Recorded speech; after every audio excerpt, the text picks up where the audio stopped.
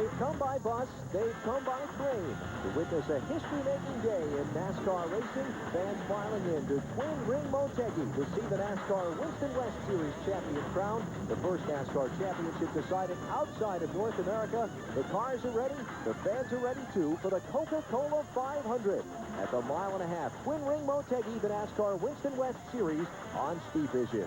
Hi, welcome to Speed Vision's coverage. Alan Bestwick here, along with Michael Waltrip and Stephen Cox. This mile-and-a-half Motegi racetrack, pretty tough little place. Oh, it is that.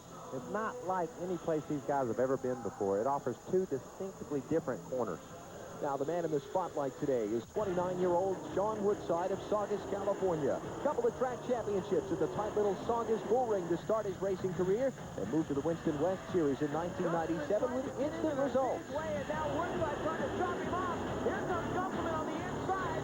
Oh, and Gusselman's way loose. Here comes Woodside to the inside. He's going back to the lead. After back-to-back runner-up finishes in the Winston West Championship this year, he's taken a new ride to 2 wins. Comes into the season finale needing only to finish 28th or better to clinch the title. Here's Stephen Cox. Well, here's the man. In just a few hours, we're going to know who the champion is. Sean, at this point, is it yours to lose? And what's the strategy? How hard do you go? We got to be smart. I mean, we can't give anything away. Napa Auto Parts Chevrolet, we didn't qualify as well as we wanted, but we're going to have a nice, safe run. When some cars drop out, we'll go race, and we're just going to try and get in a little groove here, kind of away from everybody else so nothing crazy happens, and we just want to walk out here with a championship like Napa deserves.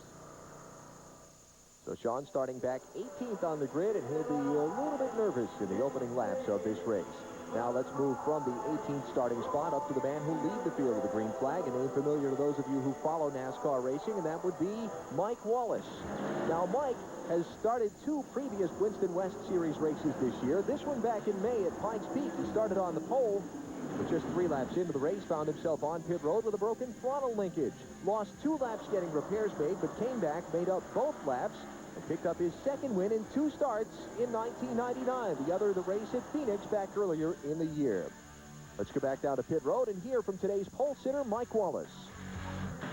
He started on the pole, let's see, 2, 3, 4 tenths. It depends on when you looked at him, but he had the field covered from practice all the way through qualifying. What do you do for an encore? I mean, do you cruise for a while and see what happens? Just try to win this race. You know, it's an honor to be here at Twin Ring Motegi, and being over here in Japan is the first time I've ever been out of the States. So the promotions here has been hospitable to us. It's been great, and I'd just like to win this race. Mike Wallace has never seen Twin Ring Motegi before this weekend, Mike, but his experience on these big racetracks should be something of an advantage for him, I would think. Yeah, that'll pay off, and plus the team. That car is racing the Winston Cup race. He ran Richmond with the car, and they've been competitive in all types of racing. The Truck Series, obviously, they've won, and now they're looking good here at Motegi. So Mike Wallace starting on the pole. Let's go down to the back end of the field now and talk to the man who'll start last in the race. Kevin Culver had his problems in qualifying the other day. Kevin, one of many drivers who backed into the fence in qualifying. And you see the heavy damage to his car. Now, his crew worked at the racetrack as long and as hard as they could with the equipment and tools they had available to them, but just couldn't quite get the back end of that thing straightened out. So they loaded it up and took it down to a local frame shop here in Motegi. Got the proprietor to help him straighten it out, brought it back to the racetrack, finished it up, and managed to get it ready to go back into the race today. And look, the template even fit. And they're still working on it. You know, the tail end of this car is still not up to par. Kevin's standing right beside me. First of all, tell me what you guys had to do and what kind of prospects, what kind of car are you going to have today?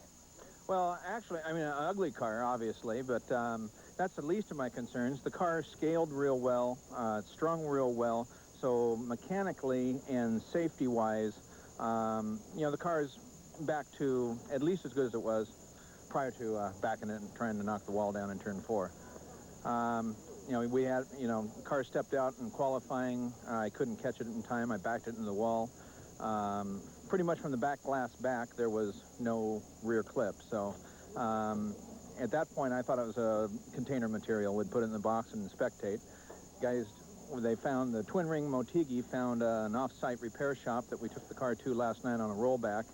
And in 5 hours, we had a clip fabricated.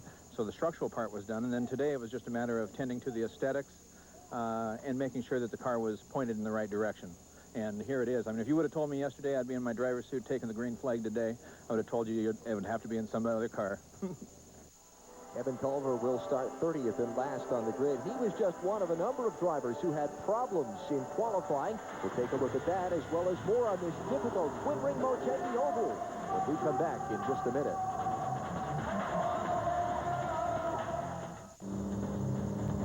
Twin Ring Motegi and the NASCAR Winston West Series Coca Cola 500 on Speed Vision. Welcome back, getting ready for the green flag on this mile-and-a-half oval. Now, we heard earlier some of the drivers describing how difficult it is. Let's get our Michael Waltrip, who raced in the Winston Cup event at Motegi a year ago, to describe it further for us while we watch the pole-winning lap of Mike Wallace.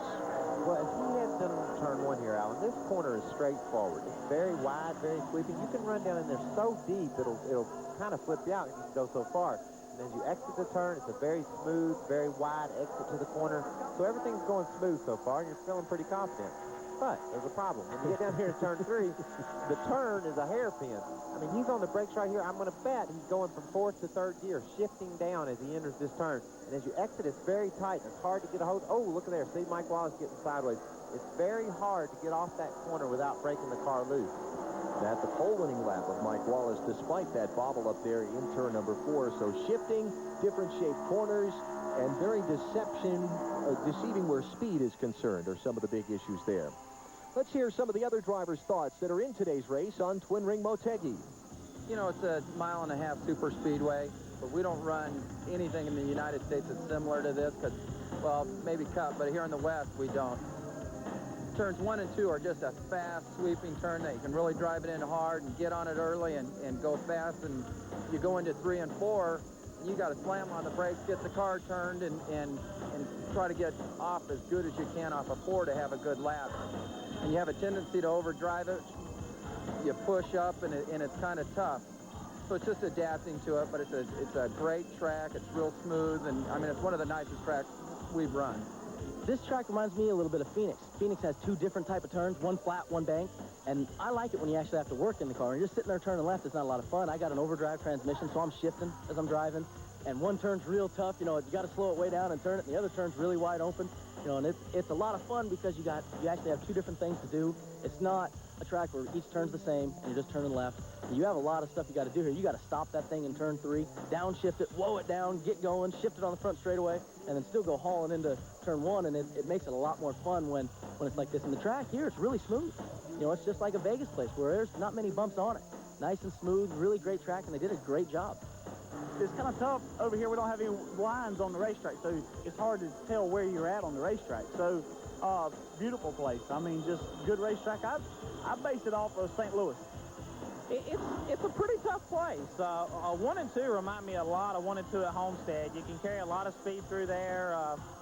You know, it's really one of the places where the harder you get after it, the faster you'll run. But 3 and 4 is just the opposite. I mean, you get down there and it's real tight and real deceiving. You get in there a lot deeper than you feel like you can, and you'll be in trouble in a minute. Speaking of trouble down in turn 3, this is qualifying in Sammy Potashnik's run yesterday. Usually the car wants to push out right there, but that one got loose with him. Wow, he hit a ton, too. Sure did. Get another look at that. And we've talked already a couple of times of just how deceiving the speed is at this particular racetrack. Here he is again into turn 3, trying to get a good qualifying run. That's a flat left side hit, too, Alan. Those things are tough. And it is going to leave a mark. We will talk more about Sammy Potashnik. He was injured in that crash slightly, though he will be in the race today. We'll talk with him in just a moment, find out more on that. Now, another driver who had a lot of trouble in qualifying was Hideo Fukuyama, one of the Japanese drivers. Opposite end of the racetrack, turns 1 and 2. Check this out. You could see the car as he entered the turn. It just really never took a set. It just got loose with him and backed it into the wall hard and full of gas, obviously, for qualifying, and broke out to a little fire there. Vicious hit there for Fukuyama, who does bail out of the car, as you'll see here in just a second. But boy, he hit a ton. Look at the back end of that machine, just all mangled up underneath the car. That's less of a blow than the wreck we saw just before that, obviously. And Samish, really? Yeah, it hurts a lot less. When you hit flat left-sided, that's just it knocks the sense out of you. But when you back her in, there's a lot more to give back there, and it absorbs the impact for you. So Hideo didn't quite have the impact that Sammy had. Still was pretty significant, though, and a big hit there down in turn one. You see the flames erupting from the car, but he did climb from it, as you saw, and will be in the race today in a backup car. There's what was left of Fukuyama's original car after the accident in qualifying yesterday. So those were some of the difficulties of drivers that we saw trying to get into the field. There were a couple of more accidents in practice as well. Here's Austin Cameron getting strapped into his machine. He is second in points coming into this race. He will start from the third position, and there are the championship standings. Notice Sean Woodside with a pretty good gap back to Austin Cameron, but second to third. In fact, second all the way down, pretty tight. Let's hear from the second and third place drivers now. And here they are, second and third place, chasing each other and chasing Sean Woodside for the points title. Now, you've got this push-pull thing going. Sean's almost out of reach, and you got a guy 2 points off your tail. What are the pressures that accompany that, Austin? Well, it's pretty rough. You know, Woodside's got quite a lead, and he's got to have a really rough day for us to have a shot at the championship, and we got to win it, you know. So I'm more worried about Joe Bean being behind me, only a couple points behind me, and I'd really like to get a nice, solid finish at this racetrack. We've been really confident when we got here and had the experience from coming here last year. And we're just here to do a really good job and finish right up front. And hopefully that's in front of Joe Bean. Now, the trouble is, Joe starts a number of rows behind Austin, so that puts a little pressure on you. Do you try to chase him down early and then stay with him for the rest of the day, or what's the strategy? No, I'll tell you, Austin's running awful tough. He's an awful good race car driver, and I'm real proud to have raced with him. And he's going to be tough to catch. We're just going to hang in there for 150 laps and capitalize on his mistakes. But And, Alan, one thing to remember, if something happens to Sean Woodside in the early going of this contest, guess what?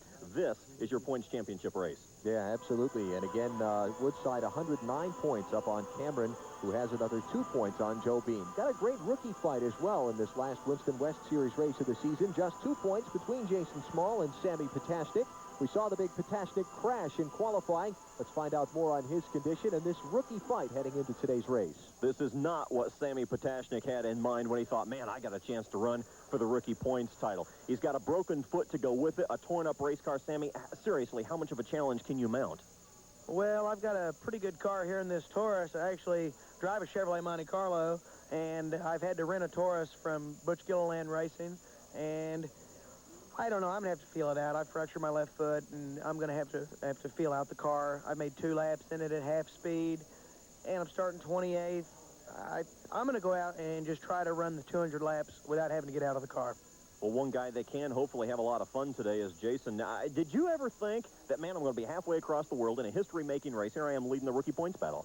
No, I never did. You know, this is my dream. We've been working really hard. You know, my team, Small Motorsports, they've just been working their tails off and, you know, making my job a little bit easier. Sammy's a great driver, and, you know, he's one of my good friends now, and I'm glad to see it come down to this.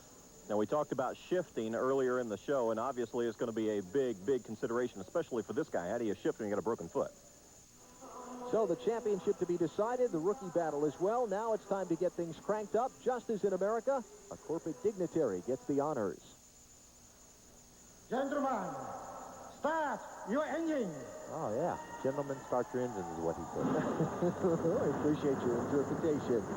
It is ready to go. The Coca Cola 500 for the NASCAR Winston West Series at Twin Ring Motegi in Japan. Speed Vision ready to bring you coverage. Stay with us. It should be a good one. We're right back for the start.